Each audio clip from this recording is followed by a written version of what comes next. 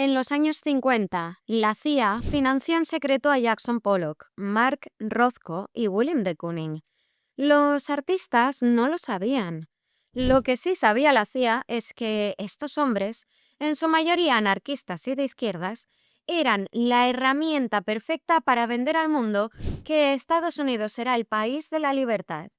La paradoja es tan buena que me parece inventada. No lo está.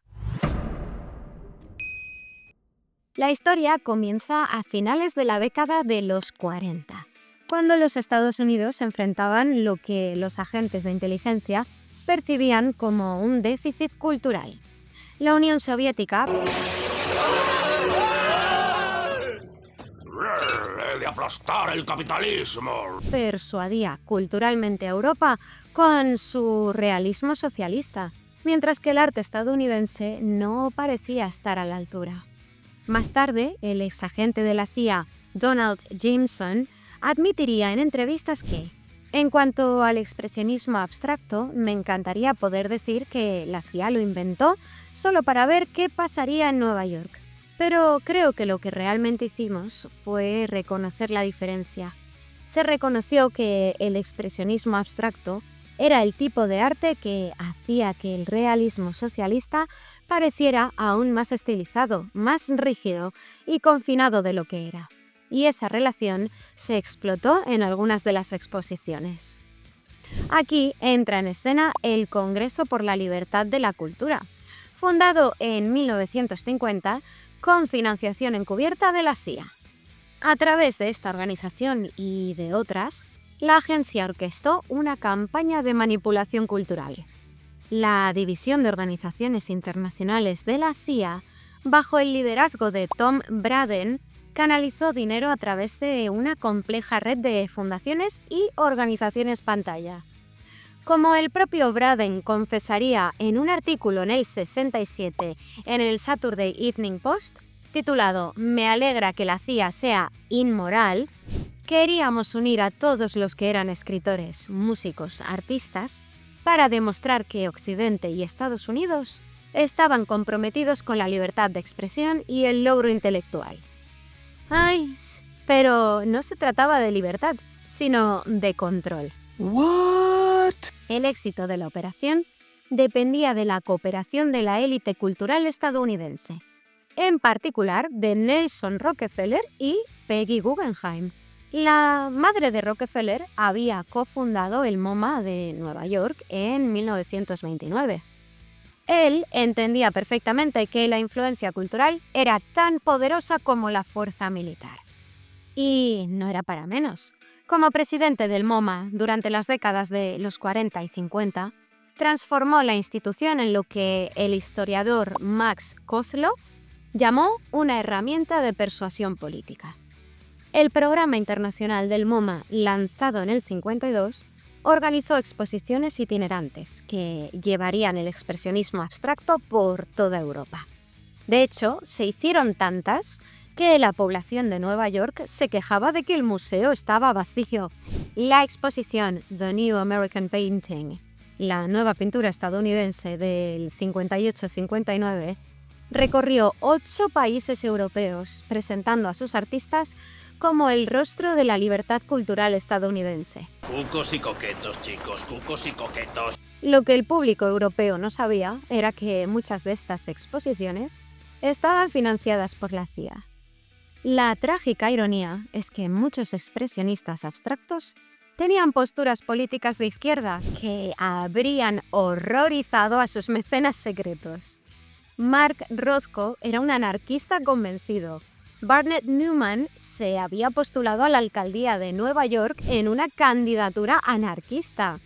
Ad Reinhardt pertenecía a varias organizaciones vinculadas al comunismo. Sin embargo, la CIA promovió su obra precisamente porque su carácter abstracto podía interpretarse como representación de la libertad estadounidense sin comprometerse políticamente. Jackson Pollock se convirtió en el héroe cuidadosamente construido del movimiento. Un vaquero duro, bebedor, masculino, que encarnaba el individualismo estadounidense. En el 49, la revista Life Incluso llegó a preguntarse si se trataba del pintor vivo más grande de los Estados Unidos. Pero incluso esta narrativa estaba basada en el engaño. Historiadores y académicos han documentado que la revolucionaria técnica de pintura por boteo de Pollock fue en realidad introducida por Janet Sobel, una artista ucraniana estadounidense que expuso en la Galería de Guggenheim en el 46. Clement Greenberg, el influyente crítico que ayudó a consolidar el canon del expresionismo abstracto, reconoció más tarde haber visto la obra de Sobel con Pollock, señalando que admiraban sus pinturas de forma algo furtiva. Sin embargo, la contribución de Sobel fue enterrada, su nombre reducido a una nota al pie de los libros de historia del arte. Por otro lado, la promoción del expresionismo abstracto como una empresa masculina y heroica por parte de la CIA tuvo consecuencias devastadoras para las artistas.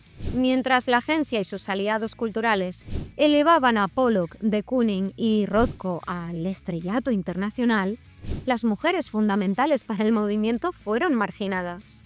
Lee Krasner, una brillante artista por derecho propio, fue reducida a la señora de Jackson Pollock. Sus pinturas a gran escala, que hoy los críticos reconocen como innovadoras, fueron mayormente ignoradas en la época dorada del movimiento impulsado por la CIA. Helen Frankenhaller, que inventó la técnica de pintura de campos de color que influenció a Morris Louis y Kenneth Noland, fue desestimada como derivativa.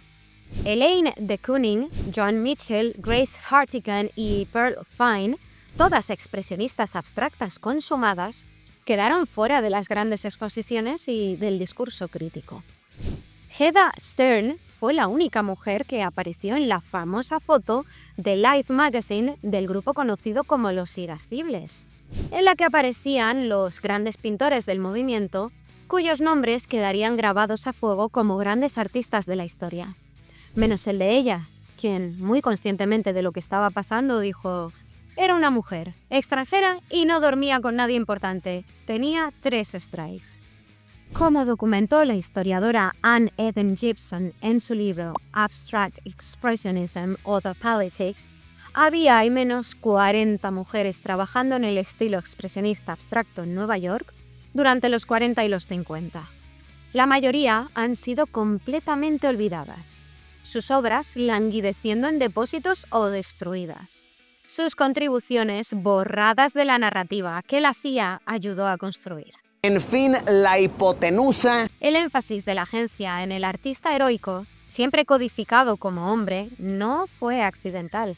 Como explicó el exagente Tom Braden, lo que vendían era una imagen de la cultura estadounidense que debía atraer a los intelectuales europeos.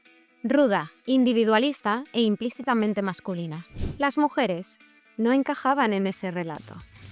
No fueron las únicas que experimentaron las consecuencias. Mientras el expresionismo abstracto recibía apoyo encubierto del gobierno y respaldo institucional, otros movimientos artísticos neoyorquinos de la misma época enfrentaban una activa represión. Los pintores realistas sociales que representaban las luchas de la clase trabajadora estadounidense fueron tachados de simpatizantes comunistas. Sus exposiciones fueron canceladas, sus obras retiradas de los museos y sus carreras destruidas. Artistas como Ben Shahn, Philip Evergood y Jack Levine, celebrados en los años 30 y principios de los 40, se encontraron de repente en listas negras. El FBI mantenía archivos sobre cientos de artistas sospechosos de simpatías izquierdistas. Según el crítico de arte John Kennedy, un artista desconocido que intenta exponer en Nueva York no puede encontrar una galería a menos que esté pintando en un modo derivado del expresionismo abstracto.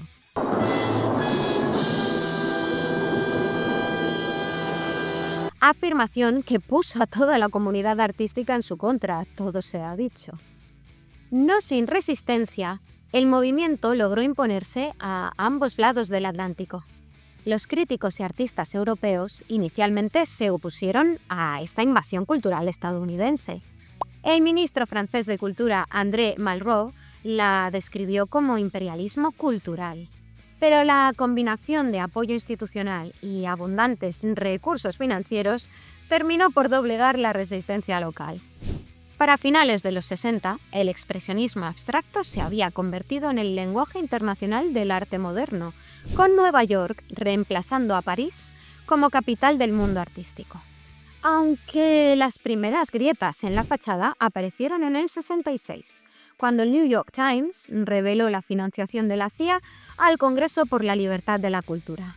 Pero no fue hasta la confesión del exagente Braden en el Saturday Evening Post de 1967, cuando quedó claro el verdadero alcance de la manipulación. ¡Y es todo mentira! ¡Os están engañando! Pero incluso entonces, el mundo del arte se negó en gran medida a reconocer las implicaciones. Por su lado, el libro de Frances Stoner Saunders, de 1999, documentó finalmente la operación con un nivel de detalle sorprendente. Basándose en documentos desclasificados de la CIA, Saunders demostró cómo la agencia había manipulado no solo las artes visuales, sino también la literatura, la música y el discurso intelectual a lo largo de toda la Guerra Fría. Este escándalo debería haber desencadenado una reevaluación de la historia del arte estadounidense de posguerra. Sin embargo, el establishment artístico cerró filas. Aquí hacemos como que no ha pasado nada y los grandes museos continúan presentando el expresionismo abstracto como una floreciente expresión espontánea de la creatividad estadounidense. Pero la manipulación del expresionismo abstracto por parte de la CIA representa una profunda traición a la integridad artística y a la autenticidad cultural. Al subvencionar en secreto a determinados artistas y movimientos mientras reprimía a otros, la agencia no solo distorsionó la historia del arte, corrompió de raíz la noción misma de libertad artística que decía defender. Janet Sobel murió en el 68 prácticamente olvidada, con sus innovaciones atribuidas a otros. Lee Krasner pasó décadas luchando por un reconocimiento que solo llegó tras su muerte. Incontables mujeres abandonaron sus carreras, convencidas por un consenso crítico manipulado de que su obra no tenía valor. Los pintores realistas sociales fueron prácticamente borrados de la historia. Estaba claro que quien no recibía la financiación de la CIA estaba destinado a caer en el olvido. El éxito de la operación estableció un modelo de manipulación cultural que continúa hasta hoy. Cuando aceptamos que agencias gubernamentales pueden determinar en secreto qué arte se ve, qué artistas son celebrados y qué historias se cuentan, estamos renunciando a la misma libertad que el arte pretende encarnar. La instrumentalización del expresionismo abstracto por parte de la CIA constituye una de las operaciones culturales más cínicas jamás emprendidas por un gobierno democrático. Bajo el pretexto de promover la libertad, la agencia creó un sistema de control cultural que convirtió a los artistas en propagandistas involuntarios, a los críticos en activos de inteligencia y a los museos en campos de batalla. Hoy, al contemplar un mundo del arte todavía moldeado por estas intervenciones encubiertas, debemos de preguntarnos, ¿qué arte hubiéramos visto si lo hubiéramos dejado crecer de forma natural?